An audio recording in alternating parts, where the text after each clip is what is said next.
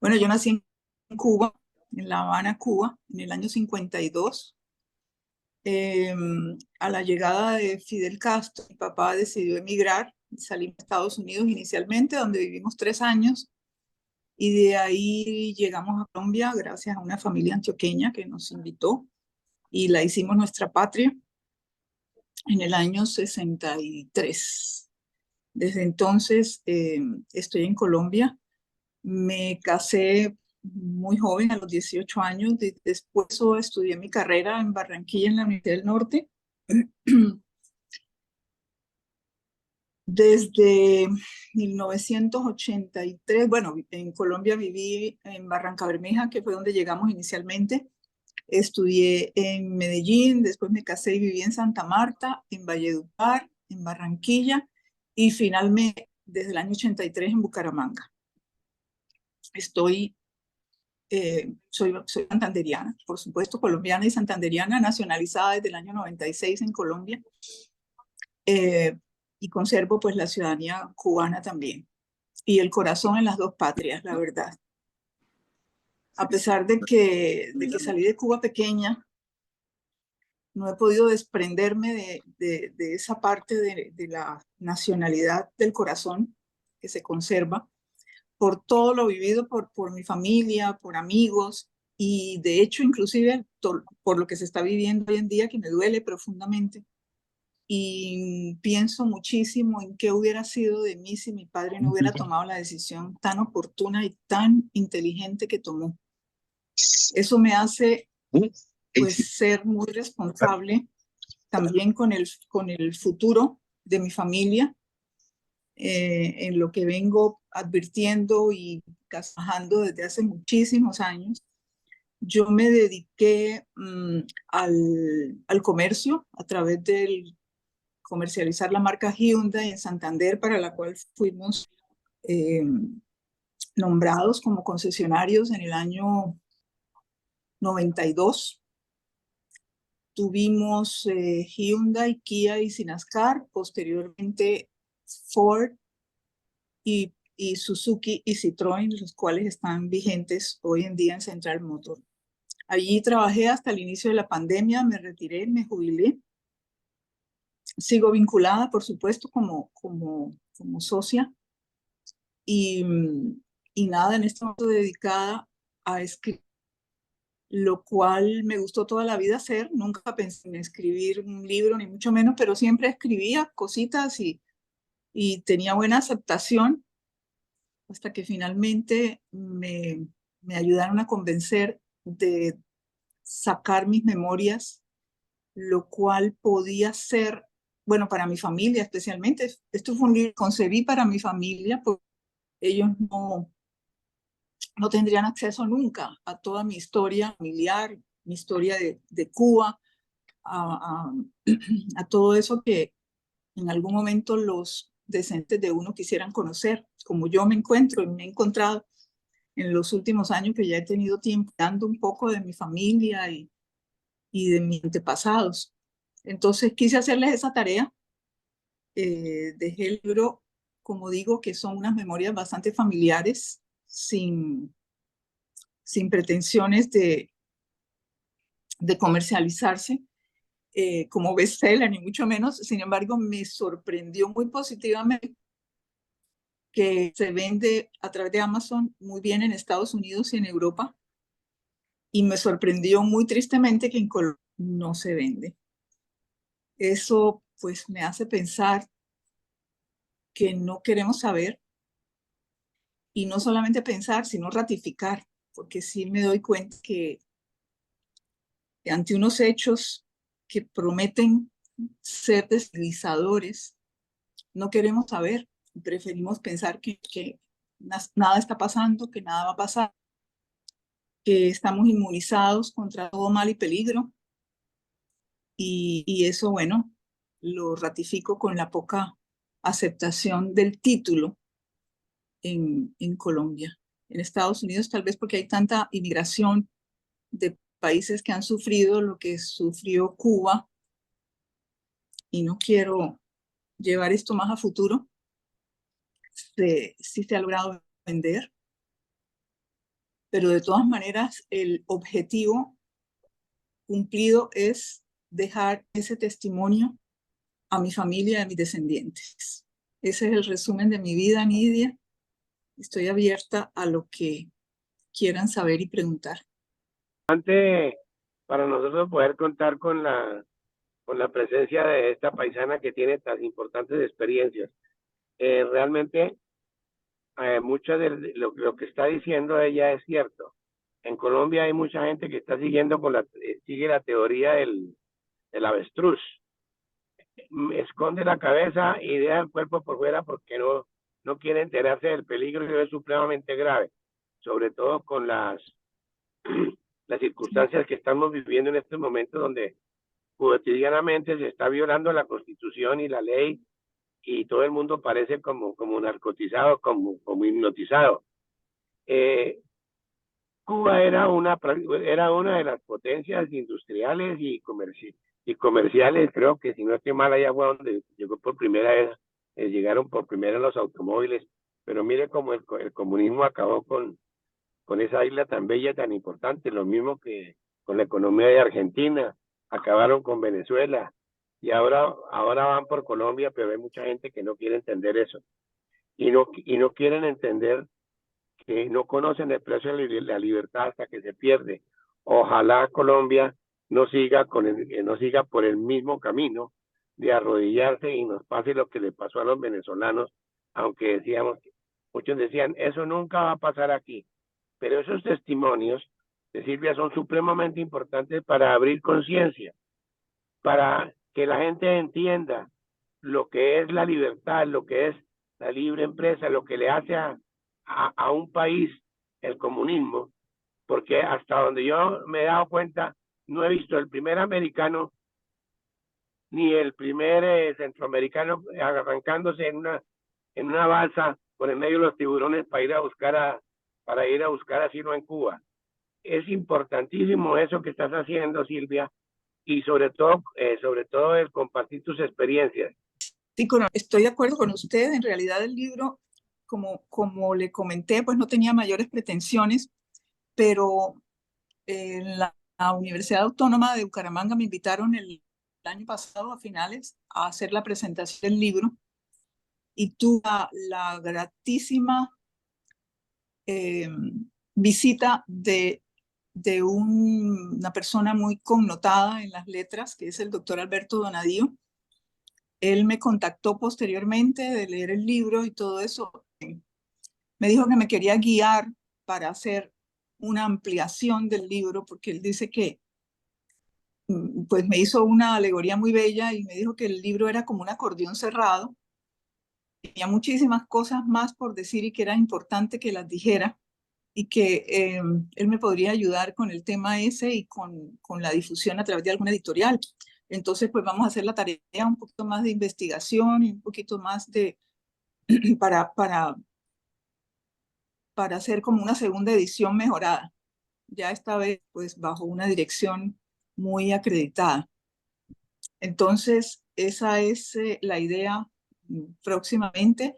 De todas maneras, en Amazon está el libro electrónico también, que es muy económico, vale como $2, una cosa así. Leerlo electrónicamente. Es cierto que no tenemos esa cultura todavía, pero bueno, ahí está para quienes lo quieran. La verdad es que hace muchísimos años, estoy hablando de más de 15 años, yo vengo advirtiendo en Colombia la llegada de la izquierda. Nadie me creía, por supuesto, porque lo que usted dice, a mí me decían, Colombia no es Venezuela, como los venezolanos decían, Venezuela no es Cuba. Exactamente igual, cuando yo oigo esa frase, me trae tantas veces que oí a los venezolanos decir, de hecho, me lo decían a mí misma, que yo les decía, no se dan cuenta lo que está pasando. Venezuela no es Cuba, Venezuela es un país próspero, es un país no sé cómo, que Cuba también es próspero, usted lo ha dicho, Cuba era un referente en América Latina y hasta en el mundo, en salud, en muchísimos avances, televisión a color, radio, trenes, bueno, pionero en muchísimas de esas cosas. Y miren lo que es hoy. prácticamente un despojo. Eso lo repito, vengo advirtiendo hace muchísimo rato por cosas que, bueno, tuve oportunidad de conocer, por ejemplo, para compartirles. En esa época, hace por ahí 18 años, tuve la oportunidad de visitar unas veredas para acompañar a una amiga que iba a hacer una gestión y vi como un albergues para ancianos y niños en unas veredas muy desoladas, muy lejanas, muy pobres, pero unos albergues muy bien montaditos, muy bien dotados, que me llamaron la atención. Y en alguna oportunidad que tuve para conversar con una de las personas que los manejaba, le dije, qué buena iniciativa del gobernador de Santander, esta obra. La señora me miró como extrañada y me dijo, esto no tiene nada con la gobernación de Santander. ¿Cómo así? Entonces, ¿quién lo financia? Me dijo, esto lo financia Hugo Chávez Frías, así con doble apellido me lo dijo.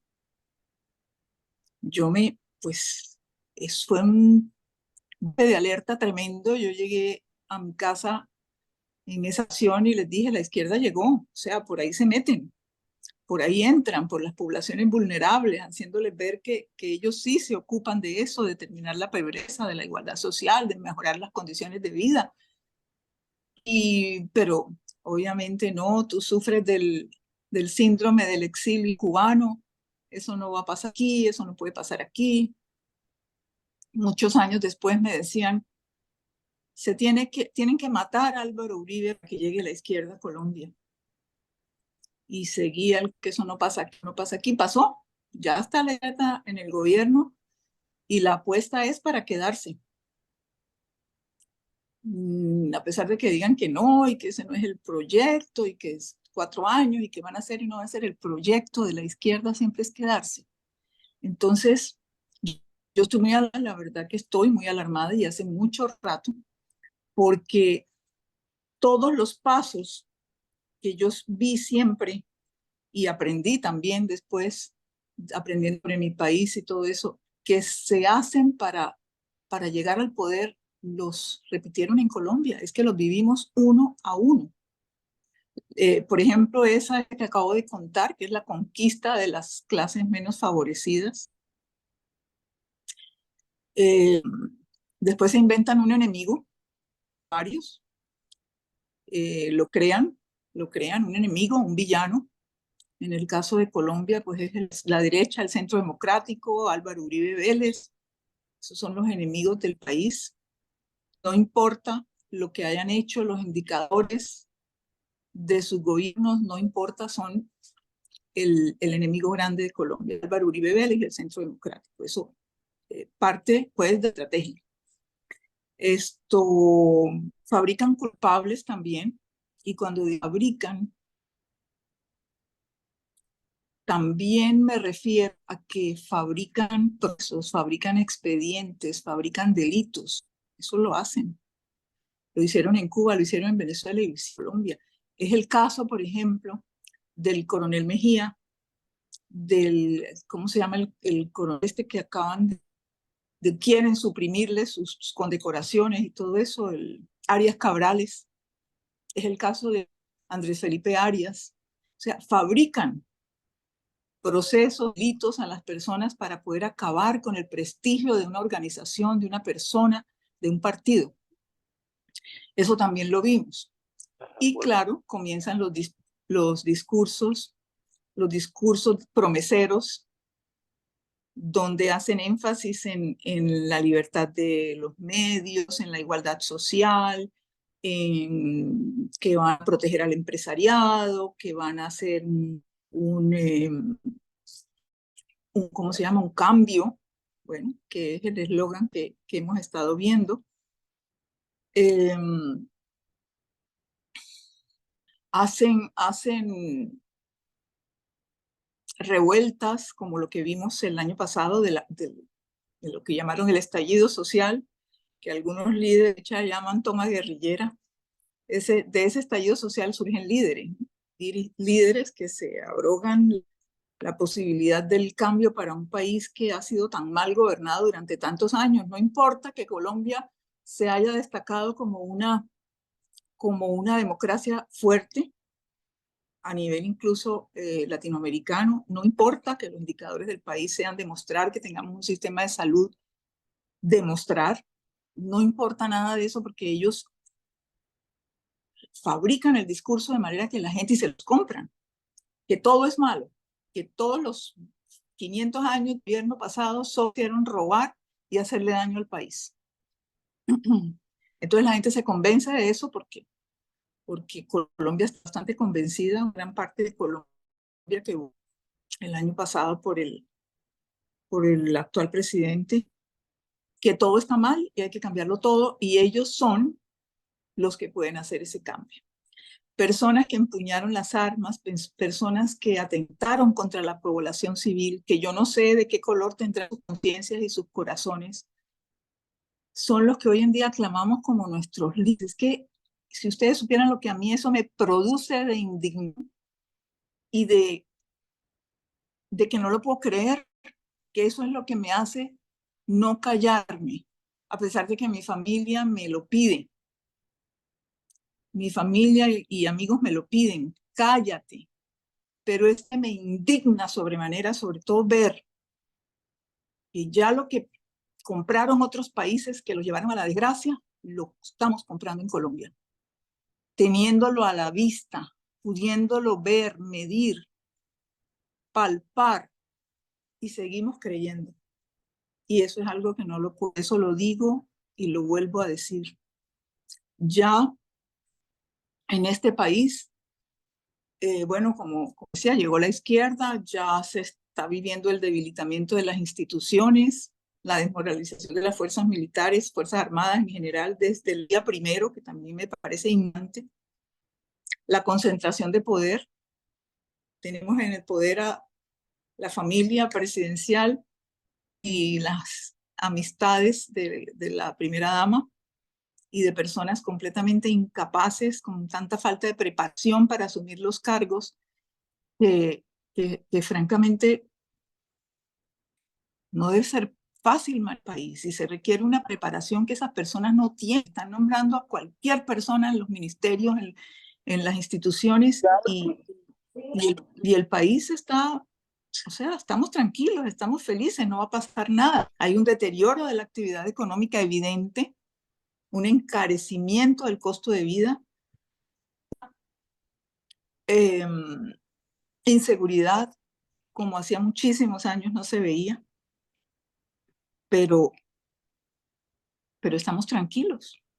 Ya se está viendo también ataques a la libertad de prensa, ya lo estamos viendo. La corrupción está desbordada también. Entonces, pues todo eso es lo que me lleva a pensar que caímos, y le pido a Dios que tenga tiempo de poder sacudirnos de esto que está pasando. Es impactante ver que la experiencia misma trata uno de transmitirla, pero usted como psicóloga y también desde la base de la psicología que proyecta la sociología, hace que nos preguntemos por qué la gente es así, ¿no? Porque como dice por ahí un filósofo, el ser humano ama a quien lo maltrata y maltrata a quien lo ama. Y si analizamos el concepto político, es igual, o sea, desde el punto de vista psicológico y sociológico, el comportamiento individual y grupal se refleja en la cosa política permanentemente. Por eso la indiferencia, no solamente ante la situación que vivimos, sino ante las situaciones básicas de la vida, la falta de solidaridad, la intolerancia, etcétera. Toda esta explicación para decirle exponer un concepto que tengo con todo respeto, y es que yo veo en los chats y en las columnas periodísticas, columnas de opinión, mucha gente que dice: Petro y su séquito no saben gobernar, esa gente no sabe, son ignorantes. No, realmente usted misma lo planteó. y creo que lo hemos comprobado los que hemos estudiado el tema. Ellos saben para dónde van y cada paso que dan es para destruir el país, para llevarnos a la miseria. Claro que saben gobernar, pero gobiernan para ellos, para destruir al pueblo, esclavizarlo y favorecerse ellos mismos. Eh, ¿Usted está dando conferencias tiene canal de YouTube o algo por el estilo? ¿En las redes está tratando de difundir su concepto? No, la verdad que no. No tengo absolutamente nada más que el libro y el testimonio que a veces doy en redes y eso, pero como muy personal y muy al grupo que me sigue. Bien, ¿le gustaría participar? Pues aquí ya empezó con la señora Nidia, gracias a Dios, pero tenemos otras personas que tienen canal de YouTube y demás, podrían entrevistarla y podrían recibir su testimonio y promover su obra. Pues con mucho gusto, me interesa más que promover la obra, promover el testimonio, ¿no? Me Interesante. interesa que me duele Colombia. Perfecto. Permítame la interrupción para comentarlo, que lo que vemos, esa indicia de la gente, yo también pienso que las redes sociales son como una posibilidad que tenemos últimamente como de desfogar toda nuestra indignación y entonces ahí quedamos. Y eso no creo que sea, no creo que sea lo que nos está... De acuerdo, doctora Silvia, usted tiene toda la razón, pero usted también planteó la causa de ese comportamiento y es la ignorancia. La gente se desahoga, incluso una costumbre que en vez de nosotros arrastrar a la gente de izquierda que se comporta de manera tan baja y traerlos a nuestro léxico, al léxico de cultura, de principios, de valores, casi siempre terminamos Sí. arrastrados y empleando iguales o peores groserías y ofensas que hacen ellos con ese tema del desahogo y no somos capaces de No aprovechar construimos. para, Sí. correcto, para construir. Gracias, doctora. Primero quiero oírle un asunto. El tema de la conferencia eran 64 años de esclavitud de Cuba y no tengo, disculpe que se lo diga así, todavía cuál es el título de su libro y cuál es el contenido. O sea, a mí me gustaría saber qué fue lo que a usted le salió del alma para expresarlo en ese libro que nos está distribuyendo por todo lado.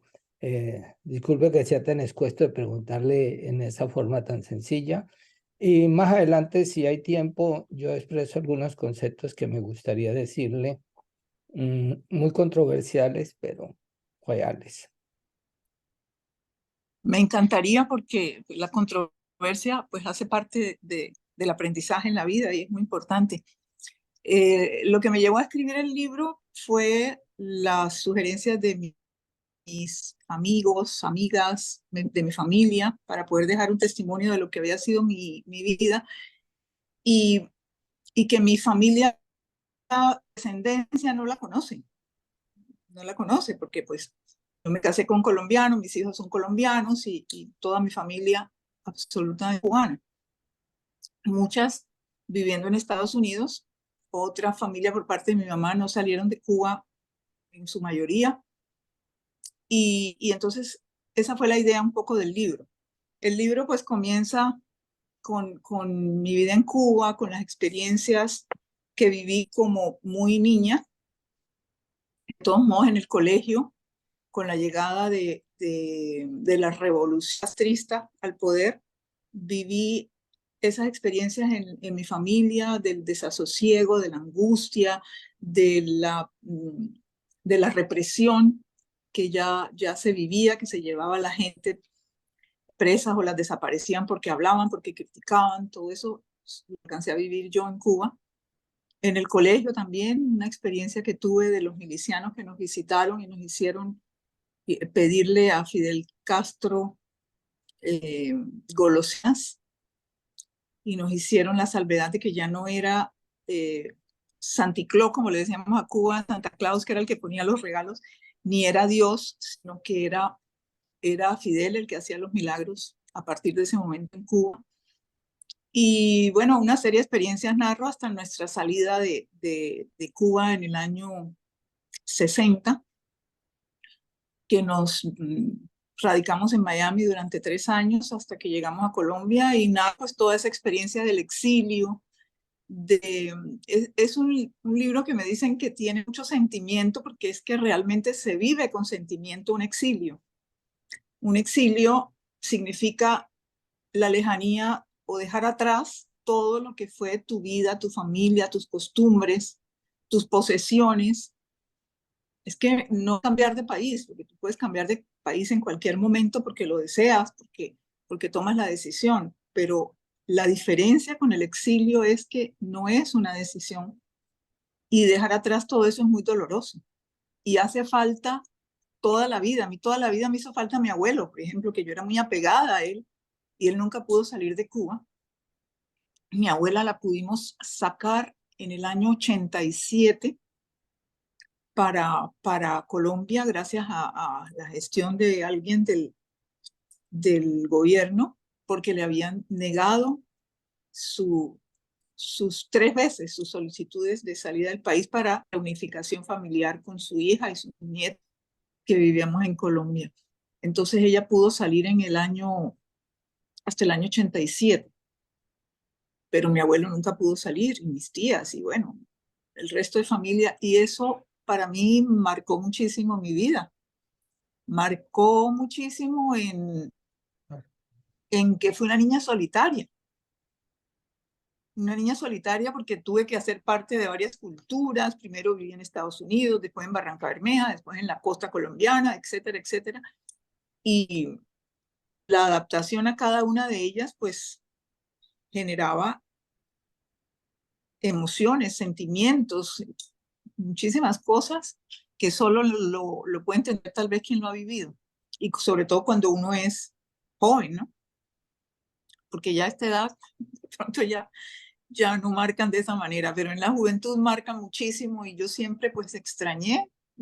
Inclusive en el libro yo digo en algún momento que las personas que en Cuba eran mucho más semejantes a mí y eso lo siento, ¿no? Eso siempre lo sentí cuando visité siempre a mi familia en Estados Unidos y entonces era como la misma forma de hablar, como la misma gastronomía, como las mismas costumbres. Eso no se separa de uno. Eso no se separa, eso lo arrancan. Y no es fácil. Entonces el libro narra eso y termina pues haciendo una especie de paralelo con lo que estamos viviendo en Colombia y lo que ya yo había vivido. Ese es el resumen, doctor. Qué lindo, doña Silvia. ¿Cómo se llama el libro? Disculpe. Se llama 63 años después de Fidel. El subtítulo tiene Memorias de mi primer exilio. Doña Silvia. Me preguntan por qué digo el primer exilio y yo creo que lo dejo a la imaginación. Noches, una profesora psicóloga en días pasados me decía que el problema de fondo es el comunismo práctico, que en la medida que se va implantando tiene un discurso simpático, la oposición que encuentra es fundamentalmente, según diversas líneas de pensamiento, confusas y divorciadas de la realidad, que no forman un frente común. Cuando el comunismo encuentra un frente común basado en el sentido común, recurre a la persecución y la opinión pública le tiene miedo a provocar eso. ¿Es una especie de binomio miedo-simpatía? Pregunta.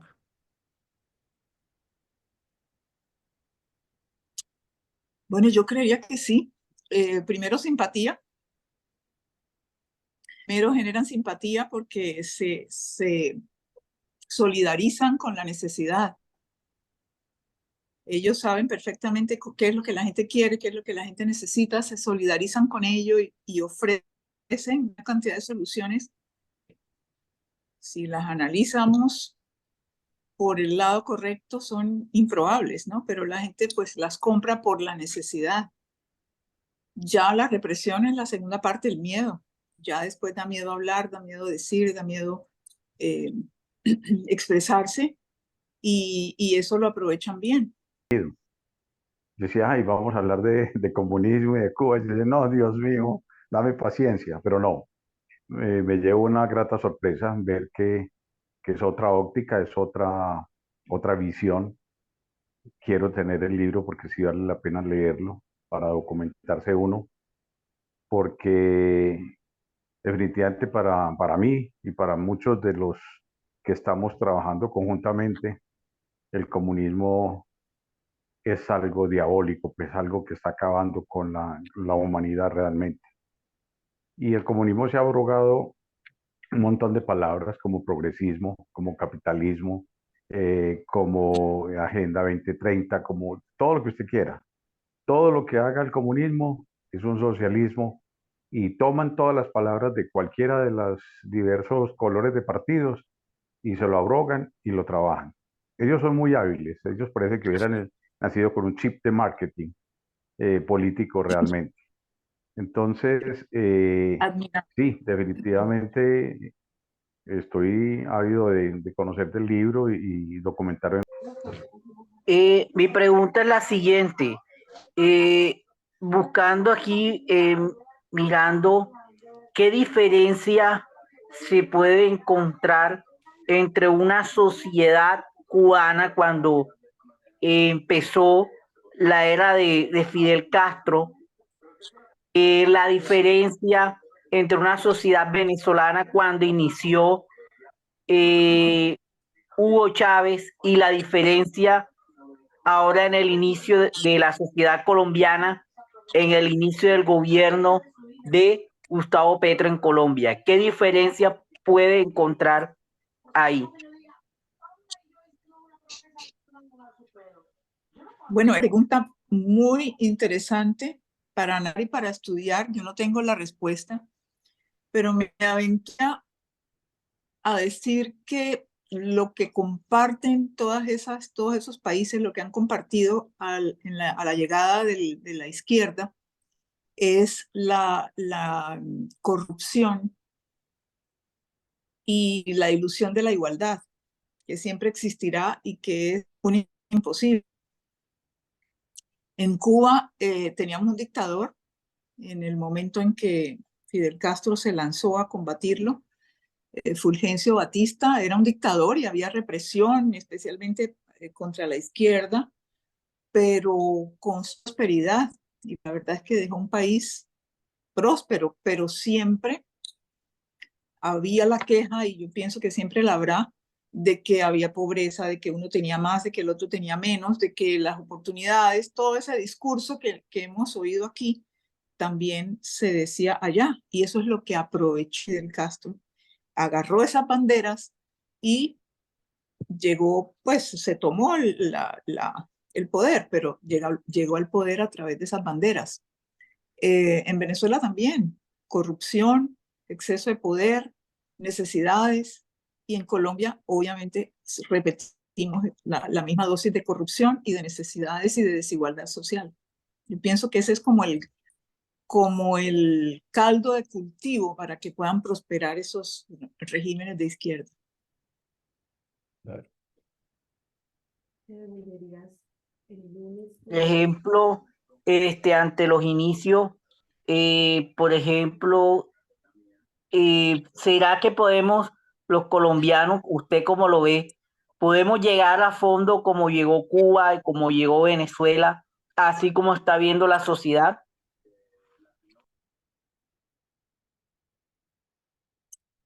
Es una posibilidad. Yo creo que sí.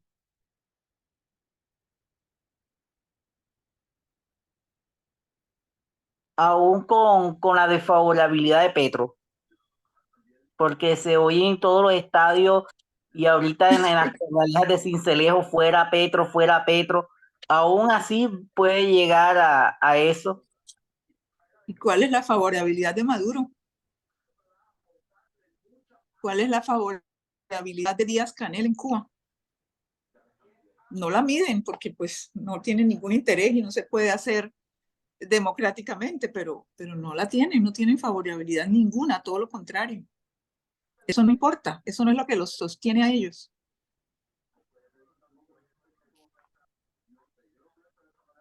O sea, que Colombia no tiene esperanza. No, yo no he dicho eso. Ajá. Ojalá seamos capaces de hacerlo, y si se trabaja en eso, lo podríamos hacer. Bueno, Necesitamos de esta labor que están haciendo, y necesitamos de las fuerzas militares. Sin eso es muy difícil. Doña Silvia, buenas tardes, buenas noches, un abrazo. Quería, Gracias, Juan Carlos, igualmente. muy gentil, quería hacerte una pregunta sí, una pregunta en sí. Se dice que Petro está enfermo. ¿Qué tan avanzado? No se sabe, no se sabe realmente qué tanto esté. En la eventualidad que él tuviese que salir del poder por incapacidad, ¿cómo verías tú Francia Márquez? Creo que sería como peor o igual, diría yo. ¿Qué opinas tú? Bueno, seguiría gobernando el ELN con Francia, ¿no? Yo lo veo así, seguiría gobernando el ELN. Lo único que tengo claro es que el poder no se lo van a dejar quitar así tampoco tan fácil, ni por enfermedad, ni que se muera, ni que es nada. Colombia era ¿cómo le dicen? La perla de la corona. Como bien decía el doctor y el mayor hace un ratico, Colombia era difícil de caer, pero la perla de la corona, y lo lograron. Eso no se lo van a dejar quitar tan fácil, Muy cierto, lamentablemente. muy cierto. No ser pesimista, no quiero serlo, pero pues es mi lectura de la situación. Sí, porque casualmente llegaron por donde debían hacerlo, ¿no? Era por elecciones y ya Claro, claro. atentar en contra de eso ya sería ir realmente en contra de la misma Constitución, ¿no? Yo conservo mi duda de esa elección. Totalmente, Eh, claro, totalmente.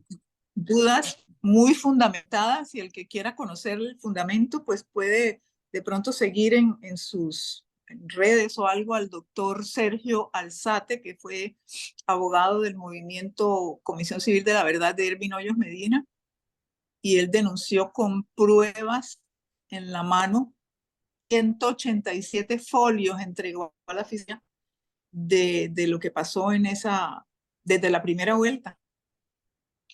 Sí, sí. Posteriormente lo llamaron a ampliar esa información, y pensó que iba a llegar a buen término, y se durmió la investigación, como suele pasar. Sí, diga, doctor Solís. Sí, el presidente de Colombia no lo elegimos. Él se eligió mediante fraude. Eso es muy diferente. Él hizo una corrupción plena desde la misma registraduría de la República de Colombia, y con unos antecedentes de anteriores mandatarios dando el visto bueno. Él se autonombró más de 1,5 millones de muertos que votaron. Entonces, yo creo que lamentablemente es tan corrupta la registraduría como muchas de las CIAs que hay en Colombia, que nada hicieron, porque el régimen a todo mundo lo untó. Pero yo no pierdo la esperanza, yo no pierdo la esperanza de que este sinvergüenza no siga en el poder. Lo que hay detrás es muy, muy grande, ¿no? Pero vemos la fe.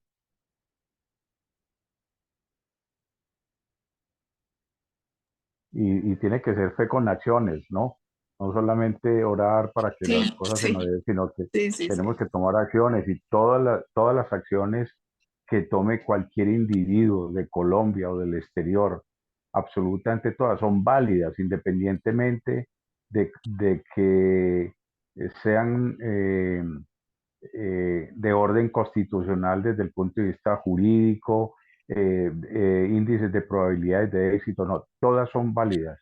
Aquí con el doctor Laureano, desde hace más de 1 año y medio, nosotros colocamos la demanda de nulidad de las elecciones, y avanzamos tanto que la misma Corte se torció, y bueno, nos tocó en tutelar, y vamos para la parte internacional también. Bueno, denuncias y demandas es lo que hay. No, ojalá esperen. Ahora, de pronto le puedo hacer algo que no está dentro de del tema del día de hoy. ¿Qué le parece a usted el hecho que finalmente la Procuraduría haya ejecutado algo tan interesante como separar del cargo por 3 meses al canciller? ¿Se ha enterado de eso? Sí, me enteré por las noticias ayer. Pues a mí no me ilusionan mucho esas cosas. La procuradora pudo haber ejercido un rol bien importante durante las elecciones del año pasado y no lo hizo. Sí. Ah, sí. Entonces eso me deja muchas dudas y a veces este tipo de sanciones que realmente no son algo que vaya a acabar con su carrera política, ni mucho menos, pues son como paliativos, ¿no? Y como para echarse al bolsillo a la opinión pública. No creo en eso. Ah, ok. Quería preguntarle, doctora Silvia, su opinión acerca, bueno, en Colombia hay varios movimientos ciudadanos. Bueno, tenemos Cabildo, las marchas, promotores de un paro nacional. Entonces, preguntas, ¿qué opina usted del impacto que eso pueda tener realmente para debilitar el gobierno, de acuerdo a lo que usted conoce, pues de Cuba? Y si en el momento en que llegó el Fidel allá, los ciudadanos intentaron, ¿qué hicieron? O sea, ¿por qué no surtió efecto? Y pues bueno, digo que no surtió efecto porque pues los señores ahí están. Entonces, ¿cómo compararíamos estos movimientos que se están gestando en Colombia versus pues los que se levantaron en Cuba en su momento, que me imagino que sí se levantaron? Y ¿qué opina usted si eso realmente va a hacerle algo al gobierno o no? Porque usted nos ha hecho caer en cuenta de algo. Pues a Petro poco o nada le importa si es popular o no, porque igual el resto de gobiernos, Ortega y todos ellos no son populares, pero están ahí. Entonces, esa es mis dos preguntas. Gracias. Bueno, mira, yo creo que las similitudes o diferencias en los alzamientos que pudieron haber en Cuba, en Venezuela y en Colombia son básicamente de tiempo. En Cuba la represión empezó muy temprano, muy temprano. Todavía nosotros no habíamos salido de Cuba, como comentaba hace un rato, y ya a la gente la decían, los cogían presos porque hablaban mal del régimen, porque hablaban mal de Fidel. A Fidel Castro lo aclamó el pueblo cuando llegó a Habana y se tomó el poder. Yo presencialmente estuve en esa llegada de él, que por supuesto me llevó mis papás, en tanques de guerra por La Habana. Eso fue una cosa vistosísima, y él paraba de tanto en tanto la caravana y echaba sus discursos. Era una persona ver así fácil y cautivador. Pero la represión empezó muy pronto, muy pronto. En Venezuela mucho más tarde, cuando ya empezaron los movimientos, las marchas y todo eso, empezaron a reprimir. Hubo muertes de muchos jóvenes y todo eso empezó muchos años después. Y en Colombia pues no ha empezado esa represión todavía. Yo no creo mucho en que esas manifestaciones callejeras tengan un gran efecto. Yo pienso que en Colombia lo único que serviría sería o una toma militar del poder o un paso de gremios indefinido, general. Pues no me gusta ser el mal agüero, pero yo solo veo esas dos soluciones para salir de este sistema que se está implantando en Colombia. Esa es la verdad mía. O sea que usted no cree en lo que está haciendo el señor Lucio sobre el juicio político a Gustavo Petro. No, yo no me refiero a eso, me refiero a lo que mencionaba la señora de los movimientos callejeros, de las marchas, de las protestas, de todo eso. el juicio político puede ser una opción, no sé, no sé cómo pudiera llegar a terminar eso, pero si el Congreso lo destituye y de paso a Francia Márquez, pues habría un panorama para analizar. Doctora Silvia, pregunta el doctor Gallón, ¿qué opina de la actitud del clero ante la situación política? Es una pregunta muy comprometedora.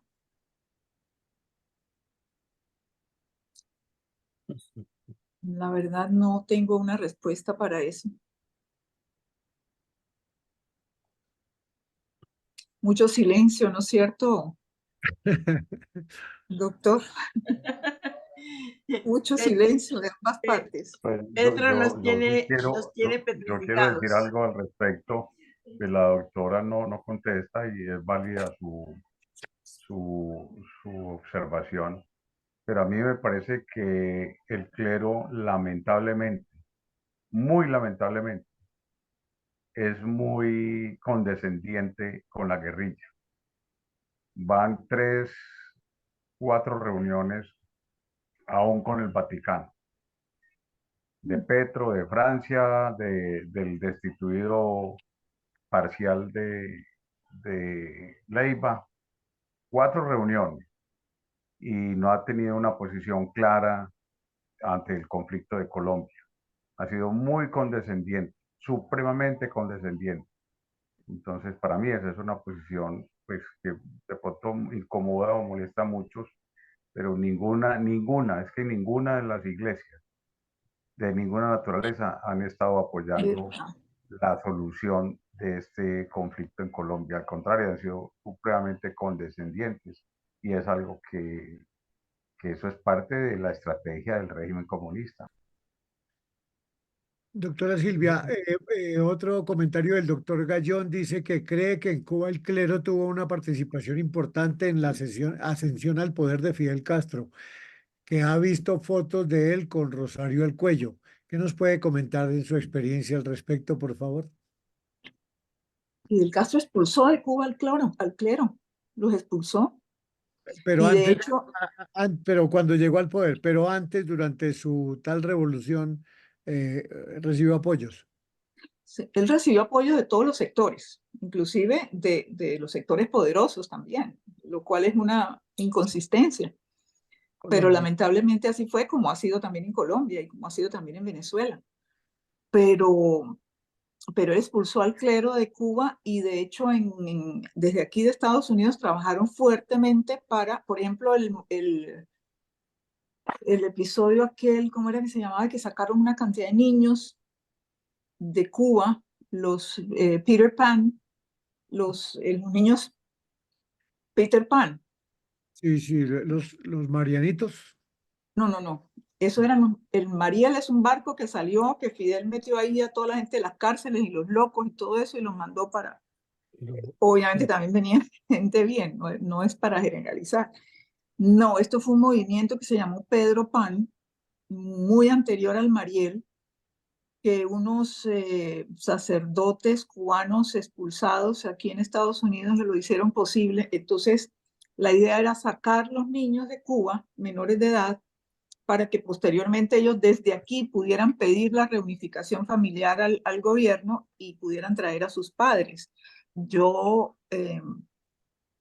una familia de mi familia política tuvo una niña Peter Pan en su casa y se crió ahí y nunca pudo sacar a sus papás. Ella terminó, pues, los papás terminaron saliendo de Cuba hace por ahí 20 años, pero ella se crió como niña en casa de la abuela de unas primas mías.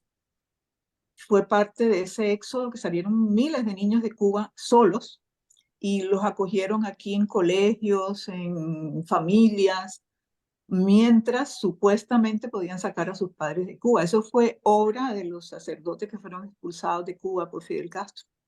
Un comentario complementario a lo que está diciendo Silvia.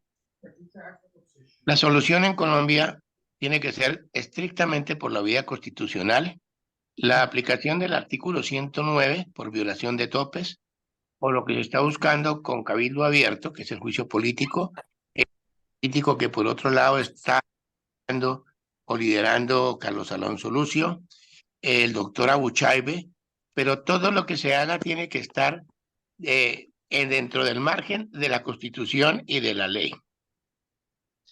No se puede hacer nada por fuera porque son cuestiones que pueden llevar a un clima. Los comunistas entendieron cuando tomaron el poder en Nicaragua que la guerra prolongada, defensiva estratégica, guerra de equilibrio, ofensiva estratégica, necesitaba algo que era la defensa de la revolución, porque ya le salieron los contras. Y fíjense que eso lo aplicaron después en Venezuela y ya en Colombia están preparando un grupo de choque de 100.000 bandidos terroristas de la primera línea, con unos sueldazos, las milicias, las guardias campesinas, las guardias cimarronas, las guardias indígenas. En muchas oportunidades están suplantando la autoridad, pero eso es una fuerza de choque para lo que dice Silvia en un momento de atornillarse en el poder. Lo que se haga tiene que ser con mucho cuidado para no darle papaya al bandido, porque está buscando una confrontación y en este momento un paro sí, no es conveniente, porque pueden buscar la confrontación, falsa bandera, declaran el estado de emergencia, disuelve el Congreso y empieza a gobernar él. Es supremamente peligroso. Ahora, las bayonetas sirven para todo menos para sentarse encima. No esperen jamás que las fuerzas militares que son constitucionales vayan a meterse en una aventura de esas, donde posteriormente van a ser juzgados como los argentinos y los demás. No. La solución es política, la culpa fue de los políticos y son los políticos los que, de acuerdo a la Constitución, deben tomar las medidas necesarias, como pasó en el Perú, que aplicaron la Constitución, como pasó en el Ecuador, como lo hicieron en Bolivia con Evo Morales. Pero todo lo que se haga debe estar perfectamente enmarcado dentro del orden constitucional.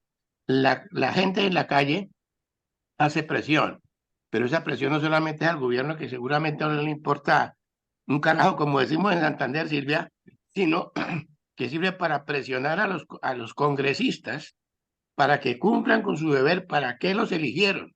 Porque ellos se eligieron para una cosa y se vendieron por un plato de lentejas y están haciendo lo contrario. El pueblo colombiano tiene que despertar, pero todo lo que se haga tiene que ser dentro del estricto cumplimiento a la Constitución y a la ley, porque si no vamos a precipitar al país dándole la razón a este individuo. Ese es el comentario. Usted es una autoridad en eso y yo respeto su punto de vista, coronel, pero ¿qué pesa más, un plato de lentejas, ese plato de lentejas que usted menciona, o la presión popular? Es que la presión popular está dirigida en este momento, todos esos esfuerzos que se están realizando de manera paralela suman. Ahí hay por ejemplo, hay un grupo que está con Laureano que también presentaron unas denuncias que están muy bien fundamentadas contra para declarar ilegítimas esas elecciones. Pero es que el elector, lógicamente, que tiene que presionar a los que están allá. Fíjense que muchas de las cosas que se han hecho, hay mucha gente que se ha retirado y no está apoyando todo eso, porque está viendo que la gente no va a volver a votar por ellos. Y en estas elecciones pasadas, el comunismo en Colombia tiene el gobierno, pero que no tenía el poder. Se querían atornillar en las elecciones departamentales y municipales y no pudieron, a pesar del fraude, a pesar de compra de votos, a pesar de toda la plata que le metieron a eso y la presión de los fusiles. Y ahí, por primera vez en Colombia, ahorita tenemos como 69 o un poco más de personas, de reservistas, de fuerzas militares y policías, pensionados del Ministerio de Defensa de todos los grados, que adquirieron posiciones mediante el voto popular. Y hay gente, se les dañó la fiesta que tenían preparada porque querían consolidarse en el poder. Pero la gente tiene que estar pendiente.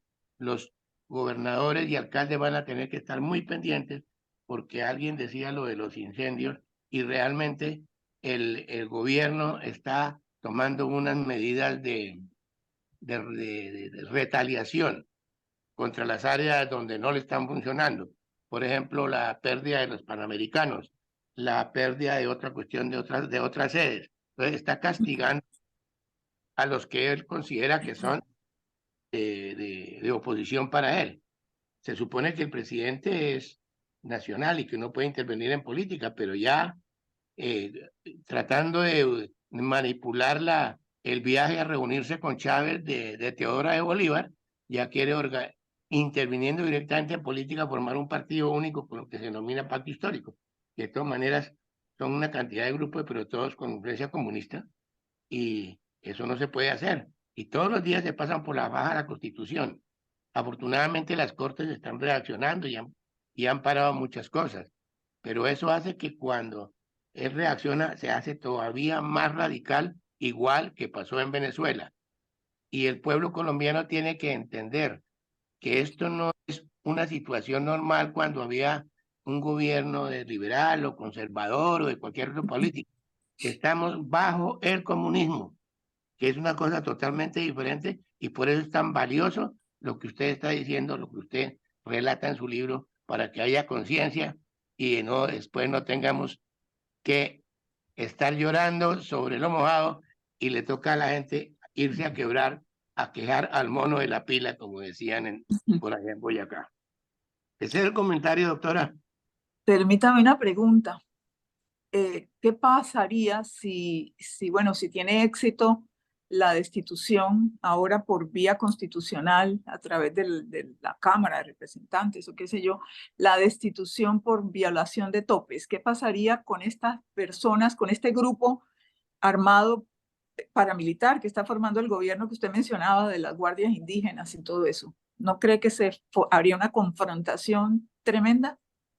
Eso es precisamente lo que ellos están viendo, porque no van a aceptar la Constitución y la ley y se están preparando. Y las cortes y los que tienen la responsabilidad nos están pellizcando. Qué bonito que le den a la gente para no delinquir, ¿no? Eso es incentivar el delito. Y no se quieren pellizcar de que lo que está formando es un grupo de choque para llevar a una confrontación al país bien grave, para no dejarse sacar de, como usted lo dice. Gravísimo. Sí, entonces, bueno, Dios nos ayude porque ¿qué más?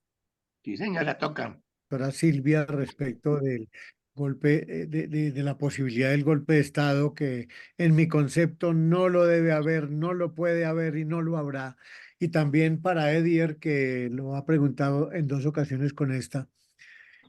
Voy a dar mis razones por las cuales mucha gente que quiere que se dé el golpe militar no conoce el trasfondo. Primero, mi coronel lo dijo claramente. Las fuerzas militares colombianas no son golpistas, son constitucionalistas totalmente, son de respeto absoluto a la Constitución y a la ley y, y al pueblo colombiano. Segundo, la experiencia de Chile y Argentina, especialmente Chile, donde la gran mayoría de líderes militares que hicieron el golpe de Estado y que llevaron al país después de 20 años a ser uno de los primeros en economía, en bienestar, en seguridad social, en muchas cosas, nos demuestra que la gente no aprende. La gente decidió salirse de esa zona de confort y elegir a la izquierda, que los está destruyendo. Y tercero, bueno, y esos militares, la mayoría de los que comandaron esos gobiernos después del golpe de facto, terminaron o en la cárcel o muertos, y algunos muertos por circunstancias extrañas. Entonces, todo eso hay que tenerlo en cuenta. Y por último, un trabajo que hizo la izquierda fuertemente desde hace muchos años fue dividir a la fuerza militar. Sembraron el odio dentro de la fuerza militar. Tristemente, nos ha costado muchísimo ver que haya confianza entre los generales. No la hay, entre ellos mismos hay cierto grado de desconfianza, natural quizá por todas las situaciones que se han presentado. Tristemente, en la última etapa, diría yo, la última década, hemos visto corrupción en el alto mando al extremo. Siempre la ha habido, igual que en todos los estamentos del Estado, pero la fuerza militar era la que menos había sido permeada. Sin embargo, ha sido escandaloso y triste lo que se ha visto. Y también dentro de los mismos escalones jerárquicos de oficiales, suboficiales y soldados, ha habido una fractura tremenda por ese odio que sembraron. Yo trabajo, como ya la mayoría lo sabe, le cuento para la doctora especialmente, la doctora Silvia, yo trabajo como motivador de la fuerza militar, ese es mi trabajo fundamental y vivo sacándolos Ay, de esos conceptos en los cuales es que la culpa es de mi general, la culpa es de no sé quién, la culpa es de mi sargento y los otros hasta la culpa son de los soldados. Y no es así, realmente fue que nos armaron el caos dentro de la institución y más aún con todas las últimas acciones gubernamentales que han tomado que realmente nos han llevado a un extremo inquietante, duro. Por tanto, ratifico que no habrá, ni debe haber, ni puede haber golpe de Estado. La solución es del pueblo. El pueblo mismo se metió en el problema, el pueblo mismo debe salir. Y todas las acciones que estamos realizando son valederas porque todas suman, como dijo mi coronel, y todas tienen que generar un impacto. Por lo menos se está moviendo la situación con una particularidad, y es que Carlos Alonso Lucio, que fue de ellos, conoce cómo actúan, conoce de dónde vienen, él fue el fundador de las milicias en Colombia, de las milicias de la guerrilla, entonces él sabe para dónde va todo y sabe cómo atacarlo. Y pienso que está haciendo un buen liderazgo, también todas las acciones que se están tomando jurídicas y muy particular esa acción que está tomando mi mayor Chilewil con todo su grupo allá, porque es que demostrar que el presidente está enfermo, poca gente lo ha hecho, no se ha visto fácilmente en otros estados, en otros países, y eso es ventaja para nosotros. Gracias. Yo no estoy de acuerdo, claro, con que haya un golpe militar, nada que sea violento. Lo que me refería era a que veo esas dos posibles soluciones y me preocupa muchísimo la reacción que pueda tener por vía constitucional una destitución, porque ya tenemos unas fuerzas paramilitares armadas, motivadas, financiadas, y eso pues me preocupa también sobremanera. Buen punto, doctora. Tiene razón y disculpe que la entendí mal entonces. Tiene razón, usted lo visualiza. Yo pienso que innegablemente el gobierno está buscando que haya guerra civil porque en gran parte le conviene, como también lo expresó mi coronel Homero, porque ahí puede atornillarse más fácilmente en el poder, pero también con una guerra civil puede ocurrir que le genere lo contrario, porque así como Colombia tiene la particularidad de que muchos países ya llegó el comunismo al poder, pero no hay guerrillas, no hay gente armada, Colombia sí la tiene. Pero al tener gente armada, como lo hemos expresado todos, también tenemos una ventaja y es que la fuerza militar está experimentada. Al destituirse a Petro y a la vice, que innegablemente se dirán los dos, la vicepresidente y él, eh, tiene que asumir las riendas. En ese caso, tengo entendido que el presidente del Congreso y convocar lo más pronto posible a elecciones.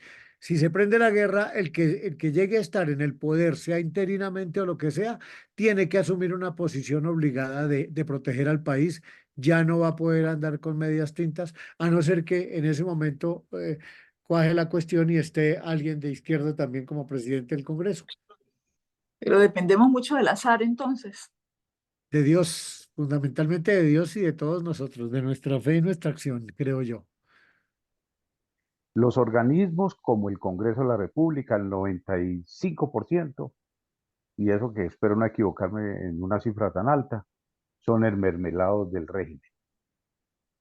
El Congreso como tal, o sea, la Cámara de Representantes, ¿usted cree que va a absolver a este tipo? Sí, lo van a juzgar, sí, estoy seguro.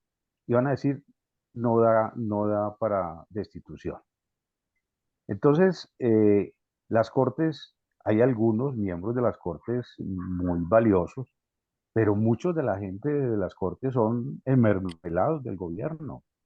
La Fiscalía, la Procuraduría, no toda la Fiscalía, ojalá todos fueran como Francisco Barbosa, seguramente, pero la Procuraduría, me falta ahí la Contraloría. A mí me parece irrisoria una sanción que hace una Contraloría de suspender a un tipo por 3 meses y a los 3 meses y se posesiona. Suspende la Contraloría faltando 4 días para que se entregara el alcalde de Cali, lo suspende. Oiga, eso es como un poco ridículo. Entonces, esas son colombinas que le dan al pueblo colombiano, colombinas, por no llamarlo de otra cosa. Y entonces la gente pues dijo, uy, ahora sí, a esto sí va a funcionar. No, es que el comunismo va más allá.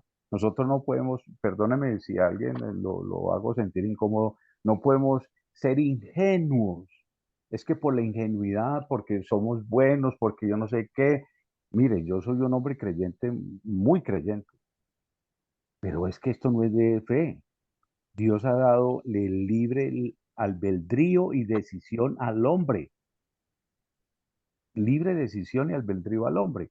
Esto es de fe y acciones. Acciones, ¿cierto? Acciones legítimamente válidas. Pero si el enemigo te está jugando con la constitución política, nosotros no podemos decir, no, pues él va a acabarnos a nosotros en esa parte. Entonces, ahí es cuando muy seguramente, y a mí me da dolor en el alma, eso no es jugar con las cartas limpias como debe de ser. Entonces, yo soy muy analítico, pero también soy muy concreto y muy estudioso del tema. Esto por las buenas no se resuelve. Esto negociándonos, aquí sentémonos para... No, uno no negocia con el malo. Usted no va a negociar con el ladrón. Usted no va a negociar con el asesino. Usted no va a negociar con el violador. O las cosas se hacen como tiene que ser. Y si no, entonces ¿en dónde estamos? Perdóneme que me haya como calentado, pero ese es mi pensamiento en esa situación. Yo no puedo sino pensar en todo lo que he oído, he aprendido, y la preocupación es de pronto más grande todavía, porque reuniendo el concepto de todas las personas que han aportado tanto a esta reunión, creo que la tenemos difícil. La tenemos difícil entre la voluntad popular, la constitución, la violación, el gobierno, el globalismo, el Foro de Sao Paulo. Y nosotros somos unos ciudadanos de a pie que nos desfogamos en redes y que no sabemos para dónde vamos ni qué hacer. Esa es mi triste conclusión. Me voy a despedir diciéndole a doña Silvia que muchísimas gracias por haber aceptado este conversatorio muy bonito. Nos encantó su conversatorio, pero a lo último que usted dijo, yo podría decir lo siguiente, que dice que, bueno, estamos encerrados, sí, de verdad, porque es que todo se nos vino encima, nos están atacando por todos los frentes. Pero el problema es que la izquierda supo cómo articularse para trabajar unidos hacia la misma Claro. dirección, pero nosotros no hemos sido capaces de alcanzar ese punto. Ahí es donde está el problema. Con eso me despido y muchísimas gracias. Necesitamos líderes entonces, líderes, por Exactamente. favor. Bueno, ya. Bueno, nuestros canales en YouTube, Democracia, Libertad y Centro de Conversatorio con doña Nidia. Allí encuentran casi todos los videos que se han hecho en estos programas. Son bien interesantes. Y gracias a todos. Y Silvia, muchas gracias porque la verdad que fue un lindo conversatorio y aparte muy instructivo. Muchas gracias por la invitación, Nidia. Gracias a todos los asistentes y participantes. La verdad, excelente haberlos conocido y haber compartido este rato tan agradable. Muchísimas gracias a todos.